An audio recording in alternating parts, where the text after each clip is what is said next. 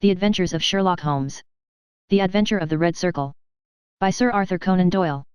Part 1. Well, Mrs. Warren, I cannot see that you have any particular cause for uneasiness, nor do I understand why I, whose time is of some value, should interfere in the matter. I really have other things to engage me. So spoke Sherlock Holmes, and turned back to the great scrapbook in which he was arranging and indexing some of his recent material. But the landlady had the pertinacity, and also the cunning, of her sex. She held her ground firmly. "You arranged an affair for a lodger of mine last year," she said, "Mr. Fairdale Hobbs." "Ah, yes, a simple matter. But he would never cease talking of it, your kindness, sir, and the way in which you brought light into the darkness. I remembered his words when I was in doubt and darkness myself. I know you could if you only would." Holmes was accessible upon the side of flattery, and also, to do him justice, upon the side of kindliness. The two forces made him lay down his gum brush with a sigh of resignation and pushed back his chair. "Well, well, Mrs. Warren, let us hear about it, then. You don't object to tobacco, I take it." "Thank you, Watson, the matches. You are uneasy, as I understand, because your new lodger remains in his rooms and you cannot see him. Why, bless you, Mrs. Warren, if I were your lodger you often would not see me for weeks on end." "No doubt, sir, but this is different. It frightens me, Mr. Holmes. I can't sleep for fright. To hear his quick step moving here and moving there from early morning to late at night, and yet never to catch so much as a glimpse of him, it's more than I can stand. My husband is as nervous over it as I am, but he is out at his work all day, while I get no rest from it. What is he hiding for? What has he done? Except for the girl, I am all alone in the house with him, and it's more than my nerves can stand." Holmes leaned forward and laid his long, thin fingers upon the woman's shoulder. He had an almost hypnotic power of soothing when he wished. The scared look faded from her eyes, and her agitated features smoothed into their usual commonplace. She sat down in the chair which he had indicated. "If I take it up I must understand every detail," said he. "Take time to consider. The smallest point may be the most essential. You say that the man came 10 days ago, and paid you for a fortnight's board and lodging. He asked my terms, sir. I said 50 shillings a week. There is a small sitting room and bedroom, and all complete, at the top of the house. Well, he said, I'll pay you £5 a week if I can have it on my own terms. I'm a poor woman, sir, and Mr. Warren earns little, and the money meant much to me. He took out a £10 note, and he held it out to me then and there. You can have the same every fortnight for a long time to come if you keep the terms, he said. If not, I'll have no more to do with you. What were the terms? Well, sir, they were that he was to have a key of the house. That was all right. Lodgers often have them. Also, that he was to be left entirely to himself, and never, upon any excuse, to be disturbed.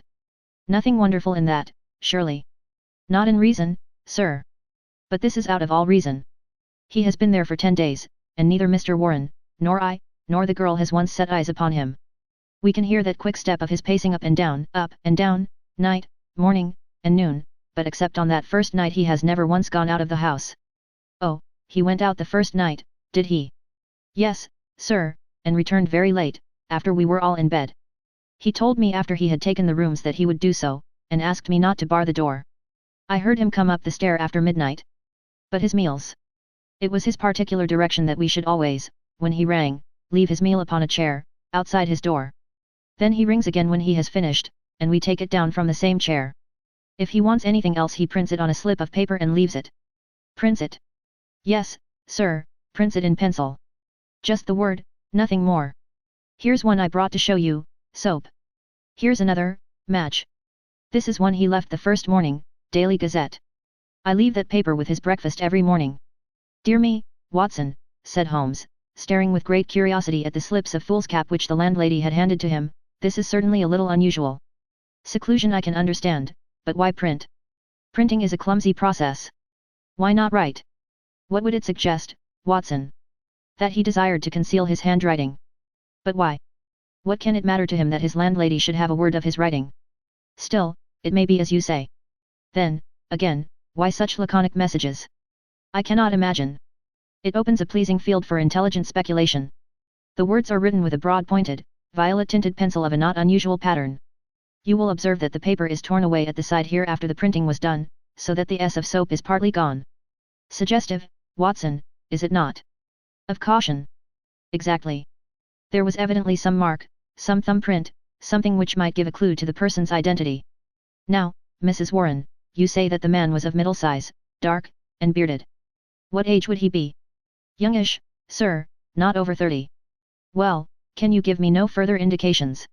He spoke good English, sir, and yet I thought he was a foreigner by his accent. And he was well dressed. Very smartly dressed, sir, quite the gentleman. Dark clothes, nothing you would note. He gave no name. No, sir. And has had no letters or callers. None. But surely you or the girl enter his room of a morning.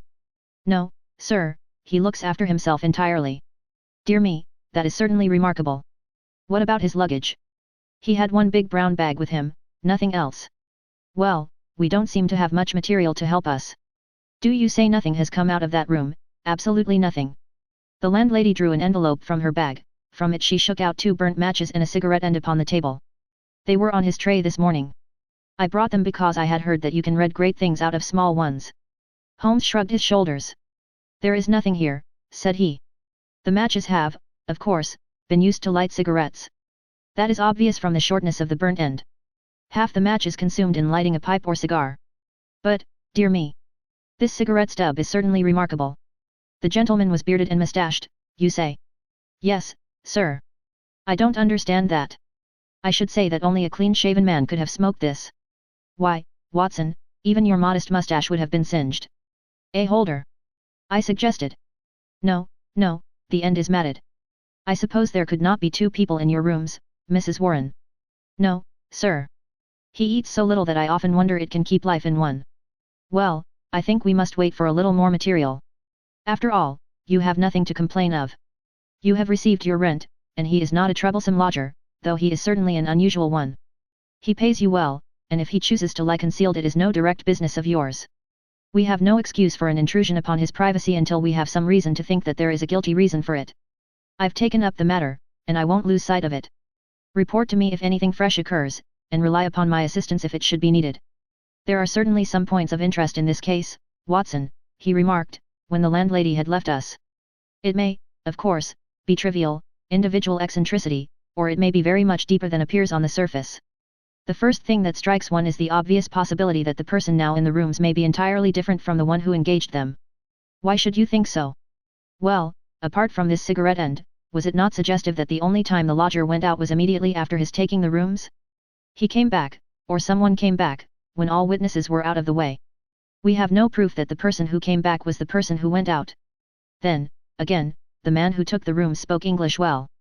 This other, however, Prince. Match when it should have been matches. I can imagine that the word was taken out of a dictionary, which would give the noun but not the plural. The laconic style may be to conceal the absence of knowledge of English. Yes, Watson, there are good reasons to suspect that there has been a substitution of lodgers. But for what possible end? Ah, there lies our problem. There is one rather obvious line of investigation. He took down the great book in which, day by day, he filed the agony columns of the various London journals. Dear me, said he, turning over the pages, what a chorus of groans, cries, and bleatings. What a ragbag of singular happenings. But surely the most valuable hunting ground that ever was given to a student of the unusual. This person is alone, and cannot be approached by letter without a breach of that absolute secrecy which is desired. How is any news or any message to reach him from without? Obviously by advertisement through a newspaper. There seems no other way, and fortunately we need concern ourselves with the one paper only. Here are the Daily Gazette extracts of the last fortnight. Lady with a black boa at Prince's skating club, that we may pass. Surely Jimmy will not break his mother's heart, that appears to be irrelevant. If the lady who fainted in the Brixton bus, she does not interest me. Every day my heart longs, bleat, Watson, unmitigated bleat. Ah! This is a little more possible. Listen to this, be patient. We'll find some sure means of communication. Meanwhile, this column, gee, that is 2 days after Mrs. Warren's lodger arrived. It sounds plausible, does it not? The mysterious one could understand English, even if he could not print it. Let us see if we can pick up the trace again. Yes, here we are, 3 days later. Am making successful arrangements. Patience and prudence. The clouds will pass, gee, nothing for a week after that. Then comes something much more definite, the path is clearing. If I find chance signal message, remember code agreed, 1A, 2B, and so on. You will hear soon, gee, that was in yesterday's paper, and there is nothing in today's. It's all very appropriate to Mrs. Warren's lodger. If we wait a little, Watson, I don't doubt that the affair will grow more intelligible. So it proved, for in the morning I found my friend standing on the hearthrug with his back to the fire, and a smile of complete satisfaction upon his face. "How's this, Watson?" he cried, picking up the paper from the table. "High red house with white stone facings. 3rd floor. Second window left. After dusk, gee, that is definite enough. I think after breakfast we must make a little reconnaissance of Mrs. Warren's neighborhood." "Ah, Mrs. Warren. What news do you bring us this morning?" Our client had suddenly burst into the room with an explosive energy which told of some new and momentous development. "It's a police matter, Mr. Holmes," she cried. "I'll have no more of it. He shall pack out of that with his baggage. I would have gone straight up and told him so, only I thought it was but fair to you to take your opinion first. But I'm at the end of my patience, and when it comes to knocking my old man about. Knocking Mr. Warren about. Using him roughly, anyway. But who used him roughly? Ah, that's what we want to know. It was this morning, sir. Mr. Warren is a timekeeper at Morton and Waylights, in Tottenham Court Road. He has to be out of the house before 7. Well, this morning he had not gone 10 paces down the road when 2 men came up behind him, threw a coat over his head, and bundled him into a cab that was beside the curb. They drove him an hour, and then opened the door and shot him out. He lay in the roadway so shaken in his wits that he never saw what became of the cab. When he picked himself up he found he was on Hampstead Heath, so he took a bus home, and there he lies now on the sofa, while I came straight round to tell you what had happened." "Most interesting," said Holmes. "Did he observe the appearance of these men? Did he hear them talk?" "No, he is clean dazed. He just knows that he was lifted up as if by magic and dropped as if by magic. 2 at least were in it and maybe 3. And you connect this attack with your lodger. Well, we've lived there 15 years and no such happenings ever came before. I've had enough of him. Money's not everything. I'll have him out of my house before the day is done. Wait a bit, Mrs. Warren. Do nothing rash. I begin to think that this affair may be very much more important than appeared at first sight. It is clear now that some danger is threatening your lodger. It is equally clear that his enemies, lying in wait for him near your door, mistook your husband for him in the foggy morning light. On discovering their mistake they released him. What they would have done had it not been a mistake, we can only conjecture. Well, what am I to do, Mr. Holmes? I have a great fancy to see this lodger of yours, Mrs. Warren. I don't see how that is to be managed, unless you break in the door. I always hear him unlock it as I go down the stair after I leave the tray. He has to take the tray in. Surely we could conceal ourselves and see him do it." The landlady thought for a moment. "Well, sir, there's the box room opposite. I could arrange a looking glass, maybe, and if you were behind the door." "Excellent," said Holmes. "When does he lunch?" "About 1, sir. Then Dr. Watson and I will come round in time. For the present, Mrs. Warren, goodbye."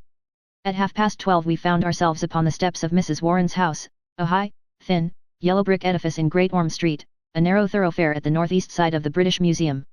Standing as it does near the corner of the street, it commands a view down Howe Street, with its more pretentious houses.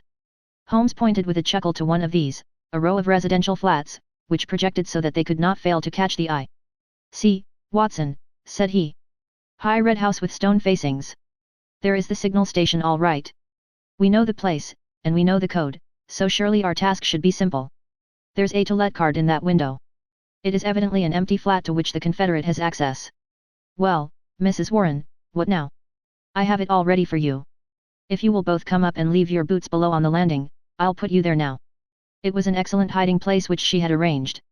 The mirror was so placed that, seated in the dark, we could very plainly see the door opposite. We had hardly settled down in it, and Mrs. Warren left us, when a distant tinkle announced that our mysterious neighbor had rung. Presently the landlady appeared with the tray, laid it down upon a chair beside the closed door, and then, treading heavily, departed. Crouching together in the angle of the door, we kept our eyes fixed upon the mirror. Suddenly, as the landlady's footsteps died away, there was the creak of a turning key, the handle revolved, and 2 thin hands darted out and lifted the tray from the chair. An instant later it was hurriedly replaced, and I caught a glimpse of a dark, beautiful, horrified face glaring at the narrow opening of the box room. Then the door crashed to, the key turned once more, and all was silence. Holmes twitched my sleeve, and together we stole down the stair. "I will call again in the evening," said he to the expectant landlady. "I think, Watson, we can discuss this business better in our own quarters." "My surmise, as you saw, proved to be correct," said he, speaking from the depths of his easy chair. "There has been a substitution of lodgers. What I did not foresee is that we should find a woman, and no ordinary woman, Watson. She saw us. Well, she saw something to alarm her. That is certain. The general sequence of events is pretty clear, is it not? A couple seek refuge in London from a very terrible and instant danger. The measure of that danger is the rigor of their precautions. The man, who has some work which he must do, desires to leave the woman in absolute safety while he does it. It is not an easy problem, but he solved it in an original fashion, and so effectively that her presence was not even known to the landlady who supplies her with food. The printed messages, as is now evident, were to prevent her sex being discovered by her writing. The man cannot come near the woman, or he will guide their enemies to her. Since he cannot communicate with her direct, he has recourse to the agony column of a paper. So far all is clear. But what is at the root of it? Ah, yes, Watson, severely practical, as usual. What is at the root of it all? Mrs. Warren's whimsical problem enlarges somewhat and assumes a more sinister aspect as we proceed. This much we can say, that it is no ordinary love escapade. You saw the woman's face at the sign of danger. We have heard, too, of the attack upon the landlord, which was undoubtedly meant for the lodger. These alarms, and the desperate need for secrecy, argue that the matter is one of life or death. The attack upon Mr. Warren further shows that the enemy, whoever they are themselves not aware of the substitution of the female lodger for the male. It is very curious and complex, Watson. Why should you go further in it? What have you to gain from it? What, indeed? It is art for art's sake, Watson. I suppose when you doctored you found yourself studying cases without thought of a fee. For my education, Holmes. Education never ends, Watson. It is a series of lessons with the greatest for the last. This is an instructive case. There is neither money nor credit in it, and yet one would wish to tidy it up. When dusk comes we should find ourselves one stage advanced in our investigation. When we returned to Mrs. Warren's rooms, the gloom of a London winter evening had thickened into one grey curtain, a dead monotone of colour, broken only by the sharp yellow squares of the windows and the blurred halos of the gas lamps. As we peered from the darkened sitting room of the lodging house, one more dim light glimmered high up through the obscurity. Someone is moving in that room, said Holmes in a whisper, his gaunt and eager face thrust forward to the window pane. Yes, I can see his shadow. There he is again. He has a candle in his hand. Now he is peering across. He wants to be sure that she is on the lookout. Now he begins to flash. Take the message also, Watson, that we may check each other. A single flash, that is surely. Now, then. How many did you make it? 20. So did I. That should mean T. A T, that's intelligible enough. Another T. Surely this is the beginning of a second word. Now, then, tenta. Dead stop. That can't be all, Watson. Attenta gives no sense. Nor is it any better as 3 words, et. 10. Ta, unless ta are a person's initials. There it goes again. What's that? ATTE, why, it is the same message over again. Curious, Watson, very curious. Now he is off once more. Et, why, he is repeating it for the 3rd time. Attenta 3 times. How often will he repeat it? No, that seems to be the finish. He has withdrawn from the window. What do you make of it, Watson? A cipher message, Holmes. My companion gave a sudden chuckle of comprehension. And not a very obscure cipher, Watson, said he. Why, of course, it is Italian. The A means that it is addressed to a woman. Beware. Beware. Beware. How's that, Watson? I believe you have hit it. Not a doubt of it. It is a very urgent message, thrice repeated to make it more so. But beware of what? Wait a bit, he is coming to the window once more. Again we saw the dim silhouette of a crouching man and the whisk of the small flame across the window, as the signals were renewed. They came more rapidly than before, so rapid that it was hard to follow them. Pericolo, pericolo, what's that, Watson? Danger, isn't it? Yes, by Jove, it's a danger signal. There he goes again. Perry. Hello, what on earth? The light had suddenly gone out, the glimmering square of window had disappeared, and the 3rd floor formed a dark band round the lofty building, with its tiers of shining casements. That last warning cry had been suddenly cut short. How, and by whom? The same thought occurred on the instant to us both. Holmes sprang up from where he crouched by the window. This is serious, Watson, he cried. There is some devilry going forward. Why should such a message stop in such a way? I should put Scotland Yard in touch with this business, and yet, it is too pressing for us to leave. Shall I go for the police? We must define the situation a little more clearly. It may bear some more innocent interpretation. Come, Watson, let us go across ourselves and see what we can make of it. Part 2. As we walked rapidly down Howe Street I glanced back at the building which we had left. There, dimly outlined at the top window, I could see the shadow of a head, a woman's head, gazing tensely, rigidly, out into the night, waiting with breathless suspense for the renewal of that interrupted message. At the doorway of the Howe Street flats a man, muffled in a cravat and greatcoat, was leaning against the railing. He started as the hall light fell upon our faces. "Holmes," he cried. "Why, Gregson," said my companion, as he shook hands with the Scotland Yard detective. "Journeys end with lovers' meetings. What brings you here?" "The same reasons that bring you, I expect," said Gregson. "How you got onto it I can't imagine. Different threads, but leading up to the same tangle. I've been taking the signals." "Signals?" "Yes, from that window. They broke off in the middle. We came over to see the reason. But since it is safe in your hands I see no object in continuing the business." "Wait a bit," cried Gregson, eagerly. "I'll do you this justice, Mr. Holmes, that I was never in a case yet that I didn't feel stronger for having you on my side.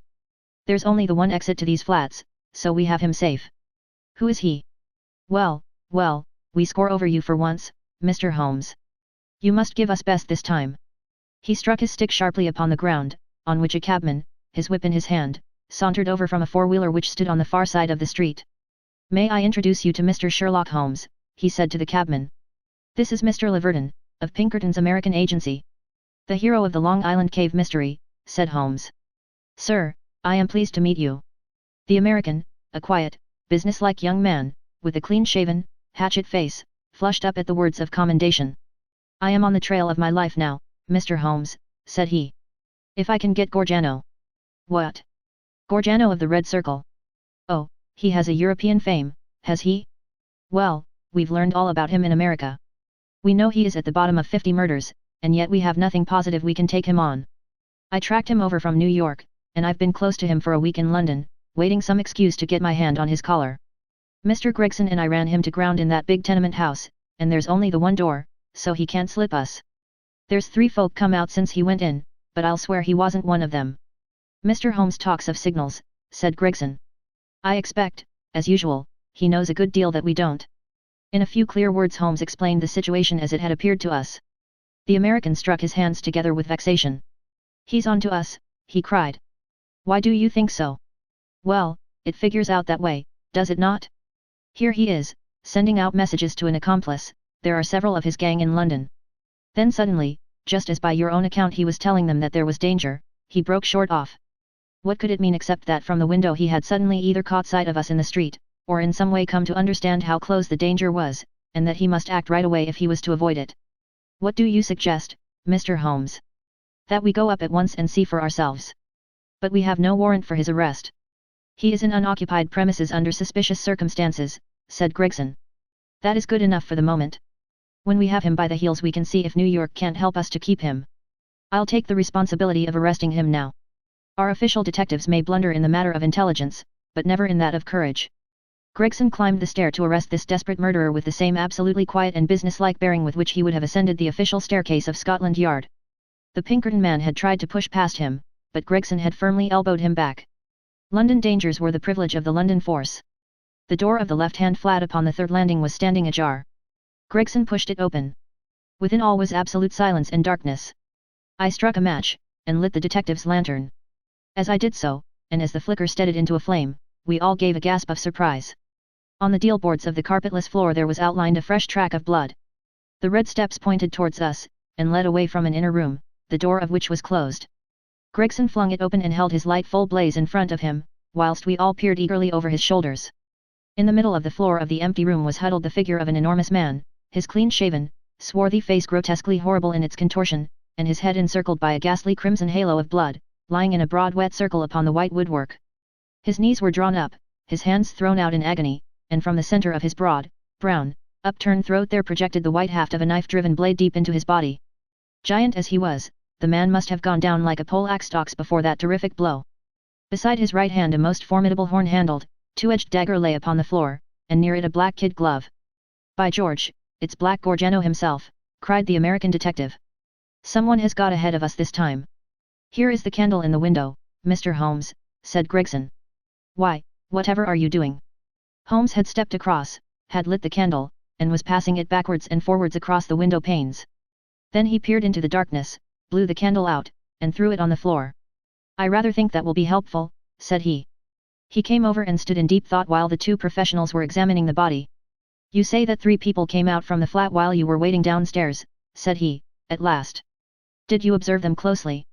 Yes, I did. Was there a fellow about 30, black-bearded, dark, of middle size? Yes, he was the last to pass me. That is your man, I fancy. I can give you his description, and we have a very excellent outline of his footmark. That should be enough for you. Not much, Mr. Holmes, among the millions of London. Perhaps not. That is why I thought it best to summon this lady to your aid. We all turned round at the words.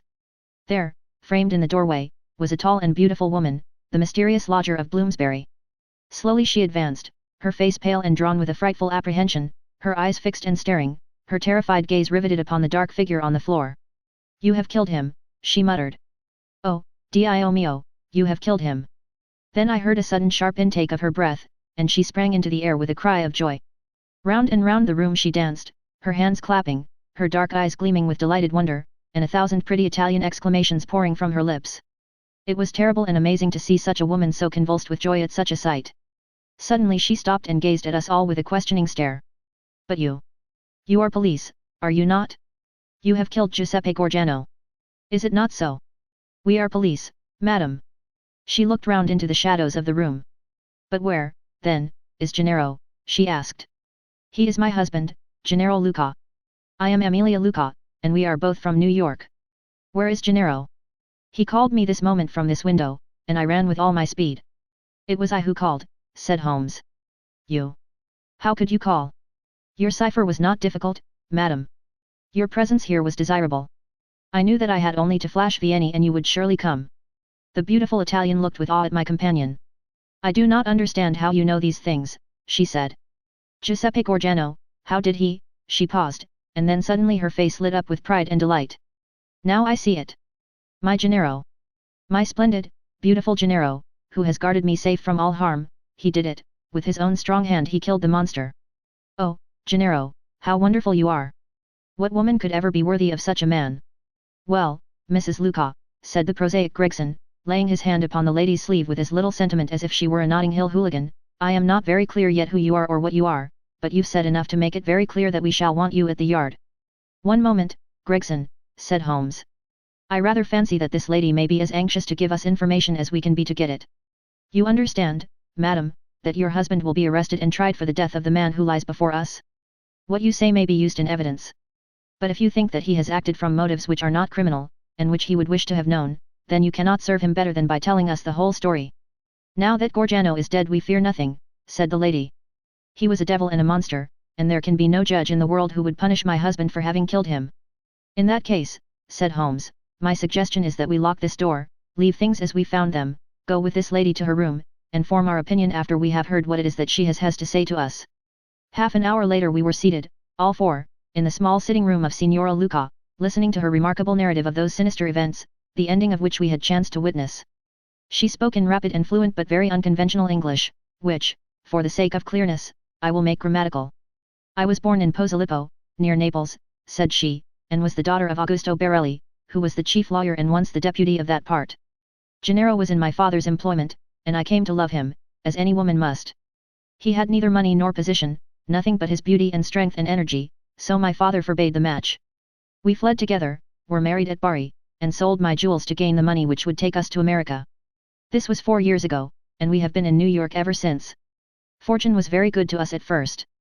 Gennaro was able to do a service to an Italian gentleman, he saved him from some ruffians in the place called the Bowery, and so made a powerful friend. His name was Tito Castellotti, and he was the senior partner of the great firm of Castellotti and Zamba, who are the chief fruit importers of New York. Signor Zamba is an invalid, and our new friend Castellotti has all power within the firm, which employs more than 300 men. He took my husband into his employment, made him head of a department, and showed his goodwill towards him in every way. Signor Castellotti was a bachelor, and I believe that he felt as if Gennaro was his son, and both my husband and I loved him as if he were our father. We had taken and furnished a little house in Brooklyn, and our whole future seemed assured, when that black cloud appeared which was soon to overspread our sky. One night, when Gennaro returned from his work, he brought a fellow countryman back with him. His name was Gorgiano, and he had come also from Posillipo. He was a huge man, as you can testify, for you have looked upon his corpse. Not only was his body that of a giant, but everything about him was grotesque, gigantic, and terrifying. His voice was like thunder in our little house. There was scarce room for the whirl of his great arms as he talked. His thoughts, his emotions, his passions, all were exaggerated and monstrous. He talked, or rather roared, with such energy that others could but sit and listen, cowed with the mighty stream of words. His eyes blazed at you and held you at his mercy. He was a terrible and wonderful man. I thank God that he is dead. He came again and again. Yet I was aware that Gennaro was no more happy than I was in his presence. My poor husband would sit pale and listless, listening to the endless raving upon politics and upon social questions which made up our visitors' conversation. Gennaro said nothing, but I who knew him so well could read in his face some emotion which I had never seen there before. At first I thought that it was dislike. And then, gradually, I understood that it was more than dislike. It was fear, a deep, seared, shrinking fear. That night, the night that I read his terror, I put my arms round him and I implored him by his love for me and by all that he held dear to hold nothing from me, and to tell me why this huge man overshadowed him so. He told me, and my own heart grew cold as ice as I listened. My poor Gennaro, in his wild and fiery days, when all the world seemed against him and his mind was driven half mad by the injustices of life, had joined a Neapolitan society, the Red Circle, which was allied to the old Carbonari. The oaths and secrets of this brotherhood were frightful, but once within its rule no escape was possible. When we had fled to America, Gennaro thought that he had cast it all off forever. What was his horror one evening to meet in the streets the very man who had initiated him in Naples, the giant Gorgiano, a man who had earned the name of death in the south of Italy, for he was red to the elbow in murder. He had come to New York to avoid the Italian police, and he had already planted a branch of this dreadful society in his new home. All this Gennaro told me, and showed me a summons which he had received that very day, a red circle drawn upon the head of it, telling him that a lodge would be held upon a certain date, and that his presence at it was required and ordered. That was bad enough, but worse was to come. I had noticed for some time that when Gorgiano came to us, as he constantly did, in the evening, he spoke much to me, and even when his words were to my husband those terrible, glaring, wild beast eyes of his were always turned upon me. One night his secret came out. I had awakened what he called love within him, the love of a brute, a savage. Gennaro had not yet returned when he came. He pushed his way in, seized me in his mighty arms, hugged me in his bear's embrace, covered me with kisses, and implored me to come away with him. I was struggling and screaming when Gennaro entered and attacked him. He struck Gennaro senseless and fled from the house which he was never more to enter. It was a deadly enemy that we made that night. A few days later came the meeting. Gennaro returned from it with a face which told me that something dreadful had occurred. It was worse than we could have imagined possible. The funds of the society were raised by blackmailing rich Italians and threatening them with violence should they refuse the money. It seems that Castellotti, our dear friend and benefactor, had been approached. He had refused to yield to threats, and he had handed the notices to the police. It was resolved now that such an example should be made of him as would prevent any other victim from rebelling. At the meeting it was arranged that he and his house should be blown up with dynamite. There was a drawing of lots as to who should carry out the deed. Gennaro saw our enemy's cruel face smiling at him as he dipped his hand in the bag. No doubt it had been prearranged in some fashion, for it was the fatal disc with the red circle upon it, the mandate for murder, which lay upon his palm. He was to kill his best friend, or he was to expose himself and me to the vengeance of his comrades. It was part of their fiendish system to punish those whom they feared or hated by injuring not only their own persons, but those whom they loved, and it was the knowledge of this which hung as a terror over my poor Gennaro's head and drove him nearly crazy with apprehension. All that night we sat together, our arms round each other, each strengthening each for the troubles that lay before us. The very next evening had been fixed for the attempt. By midday my husband and I were on our way to London, but not before he had given our benefactor full warning of his danger, and had also left such information for the police as would safeguard his life for the future. The rest, gentlemen, you know for yourselves. We were sure that our enemies would be behind us like our own shadows. Gorgiano had his private reasons for vengeance, but in any case we knew how ruthless, cunning, and untiring he could be. Both Italy and America are full of stories of his dreadful powers. If ever they were exerted it would be now. My darling made use of the few clear days which our start had given us in arranging for a refuge for me in such a fashion that no possible danger could reach me. For his own part, he wished to be free that he might communicate both with the American and with the Italian police. I do not myself know where he lived, or how. All that I learned was through the columns of a newspaper. But once, as I looked through my window, I saw two Italians watching the house, and I understood that in some way Gorgiano had found out our retreat. Finally Gennaro told me, through the paper, that he would signal to me from a certain window, but when the signals came they were nothing but warnings, which were suddenly interrupted. It is very clear to me now that he knew Gorgiano to be close upon him, and that, thank God, he was ready for him when he came. And now, gentlemen, I would ask you whether we have anything to fear from the law, or whether any judge upon earth would condemn my Gennaro for what he has done. Well, Mr. Gregson, said the American, looking across at the official, I don't know what your British point of view may be, but I guess that in New York this lady's husband will receive a pretty general vote of thanks. She will have to come with me and see the chief, Gregson answered. If what she says is corroborated, I do not think she or her husband has much to fear. But what I can't make head or tail of, Mr. Holmes, is how on earth you got yourself mixed up in the matter. Education, Gregson, education. Still seeking knowledge at the old university. Well, Watson, you have one more specimen of the tragic and grotesque to add to your collection. By the way, it is not 8 o'clock, and a Wagner night at Covent Garden. If we hurry, we might be in time for the second act.